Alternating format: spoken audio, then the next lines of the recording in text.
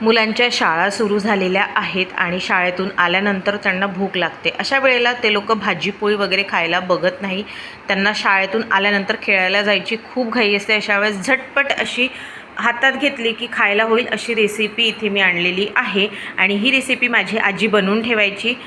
पावसाळ्याच्या दिवसातसुद्धा बनवून ठेवली, एअरटाईट डब्यात ठेवली तरीही छान टिकते। फक्त 2 वाजतापासून बनवायची आहे। हेल्दी, टेस्टी आणि खूप छान अशी जबरदस्त आणि बनवायला सुद्धा सोपी। तर वेळ न गमावता रेसिपीला सुरुवात करूया। सुरुवात करण्याआधी तुम्ही जर ही रेसिपी फेसबुकवर बघत असाल तर माझ्या पेजला फॉलो करा आणि यूट्यूबवर बघत असाल तर माझ्या चॅनलला सबस्क्राईब करा। त्याचबरोबर लाईक, शेअर आणि कमेंट नक्की करा आणि व्हिडिओ पूर्ण बघा। हॅलो फ्रेंड्स, मी लतिका, लतिकाच किचनमध्ये तुमचं स्वागत आहे। इथे मी गॅसवर मोठं घमिलं ठेवलेलं आहे, ते तापलं आहे। त्यात आता मी गूळ घातलेला आहे। गूळ तुम्ही जेवढे मुरमुरे घ्याल, 1 किलो गूळ घ्याल तर 3 पाव तुम्ही गूळ घ्यायचं आहे। प्रमाण अगदी परफेक्ट आहे। गूळ चिकट असायला हवा, जेणेकरून त्याचे लाडू वळता आले पाहिजे आणि ते छान व्यवस्थित खुसखुशीतसुद्धा झाले पाहिजे। तर इथे मी 3 पाव गूळ घेतलेला आहे आणि त्याला थोडं पाणी टाकून मेल्ट करून घेतलेलं आहे व्यवस्थित बघा। आणि याचा आपल्याला एकदम पाक बनवायचा आहे। पाक पाण्यात न टाकता कसा ओळखायचा ते सुद्धा मी इथे तुम्हाला सांगते।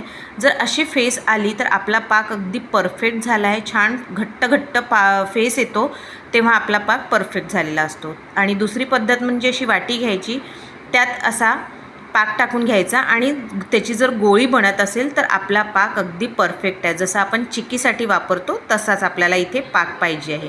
तर माझा पाक थोडा व्हायचा आहे, मी अजून होऊ देते आहे। थोडासा सॉफ्ट आहे, जर थोडा सॉफ्ट असेल तर मग आपले लाडूसुद्धा सॉफ्ट होतात। तर मी यात डाळ्या टाकलेल्या आहे, हे ऑप्शनल आहे टोटली। किंवा मग तुम्हाला जर टाकायचं तुम्ही ड्रायफ्रूटसुद्धा टाकू शकता, शेंगदाणेसुद्धा टाकू शकता।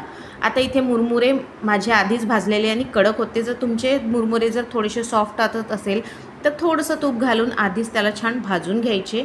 आणि आता पाकात मी मुरमुरे टाकले, व्यवस्थित मिक्स करून घ्यायचे। गॅसची फ्लेम शक्यतो बंद करून घ्यायची किंवा मग मंद करायची, शक्यतो तर बंदच करायची कारण की गुळाचा पाक जळायला लागतो। तर इथे बघा मिक्स झालेला आहे, अजून मी मिक्स करते आहे। खालती पाक जसाचा तसा आहे, तो पाक छानपैकी सगळ्या मुरमुऱ्यांना लागला पाहिजे। सगळे मुरमुरे ब्राऊन दिसले पाहिजे, अशा प्रकारे आपल्याला तो पाक पाहिजे। जेव्हा सगळ्या मुरमुऱ्यांना तो पाक लागतो, ब्राऊन मुरमुरे दिसतात, तेव्हा आपले लाडू खूप छान वळतात। बघा इथे मुरमुरे छान ब्राऊन दिसत आहे, म्हणजे पूर्ण पाक मुरमुऱ्यांना लागलेला आहे। तर इथे एका गंजात पाणी घ्यायचं आहे आणि झटपट असे पटापट लाडू वळून घ्यायचे। हा थोडा हाताला चटका लागतो म्हणूनच पाणी घ्यायचे।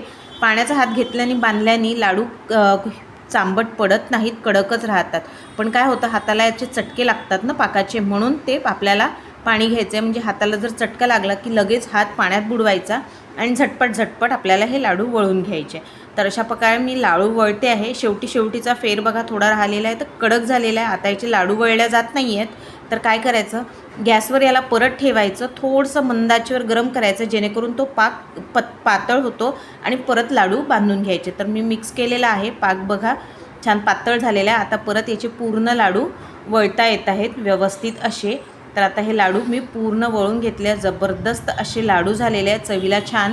खेळता मुलांना आले घाईत असेल तर एक हातात लाडू दिला की जाता ते लाडू खाऊन घेतात। लहान मुलांना काय मोठ्यांनासुद्धा हे लाडू फार आवडतात, टेस्टी हेल्दी असे लाडू। तर यावेळेला नक्की बनवा आणि कशी वाटली रेसिपी ते मला नक्की कळवा।